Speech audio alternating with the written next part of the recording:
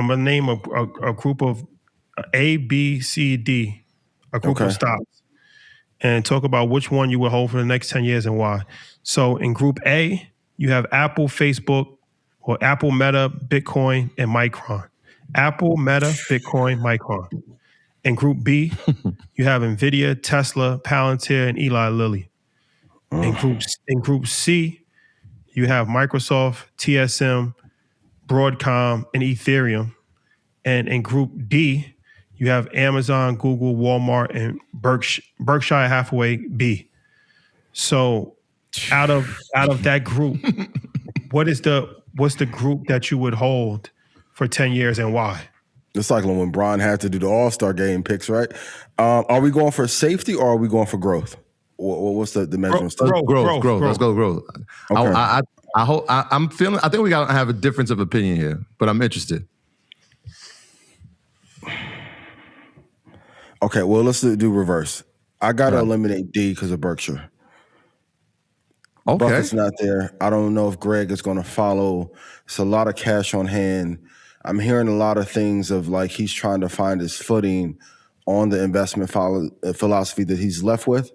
So for right now, I'm going to have to take D out. C, I love Tom Lee. Pause. That's crazy. Hey, yo. What I say? I can't even know. That was crazy. No, repeat it one time. Pause. You said you're gonna have to take that letter out.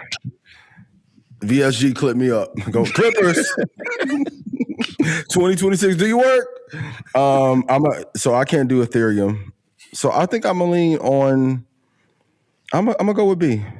NVIDIA, Tesla, Palantir, and once again, I keep saying I do not like it from a moral standpoint, but with who is in office the next 4 years, Peter Thiel being the mastermind behind him also getting elected, I'm gonna go with NVIDIA, Tesla, Palantir, and Lilly as my 4. What about you? Solid. Like if I had to put up 10 or 15 million into the market, I would sleep incredibly well with those and also get growth out of them. That Taiwan semi look nice though. I ain't gonna. Ethereum is the only one that's the one that shouldn't be in the All-Star list. I wish. Yeah, I don't. You know what? I would go with C. I'm being honest with you here. I don't think you go wrong with any of them. I really don't. Yeah. Especially if we're talking like I know you said you wanted to throw the letter D out. But when we're talking about necessities, I said the letter D out. Like, come on, like, very clear. When we talk about necessities and we talk about stable companies that are going to be here for the next 10, 15, 20 years. Yep. I mean, Amazon for sure, right? The only thing I don't like is that they both are in e-commerce. So you got Amazon and Walmart here, and they kind of overlap. They overlap, and Google will definitely be the leader in this year for AI, and I think in the future as well. And Berkshire is just like the safest play that you can have. I think that's going to be on autopilot, right? The next one I was looking at is A, because we just talked about Meta, but Bitcoin's in there. And if we're talking about the next 10 years and the expectations for growth for Bitcoin over the next 10 years, I don't know if any of these companies are going to have that type of multiple. You know what I mean? Like NVIDIA is already at a little under 5 trillion. If it gets to 7 trillion, I mean, that would be incredible over the next 10 years. Yeah. But what's the appreciation for Bitcoin over the next 10 years? Like that could be 1 million, right? That could be 700,000. Facebook, obviously Apple is going to be here. Micron, the memory story will be, that's a cyclical trade, right? Like at some point. It probably got 3 more years left on it though. Right, yeah, it got some time. Yeah. So that means that you got 7 that you're not. NVIDIA inside of the B category is interesting. We're talking 10 years. Now, we've said they're going to have the lead for the next 3 to 5. What happens in year 7? I still think in terms of market cap, they'll definitely be in the top 5. But could there be a company that passes them? Apple? No, NVIDIA. Oh, NVIDIA. Okay, yeah, right. Like Google's surprise is like it's here, on fire, bro. And the crazy part in the A group, Apple's the one that drags the portfolio down. Current day. Current day. And then obviously until you get fired. C has Microsoft Broadcast. These are all good options. Yeah, you can't go wrong. I would go A. I would go A. Yeah, I think A. All right, so let's try to breeze through these last couple of topics because we got to bring the brother MG on. Robinhood, outlook for Robinhood, and Vlad, he sold a lot of his shares. What happened with that? He deserves to be rich. I saw this and I'm like, he's built this, fought through the entire banking infrastructure, building the Robinhood's Not for the Hood campaign. That was paid propaganda by the banks and brokerages.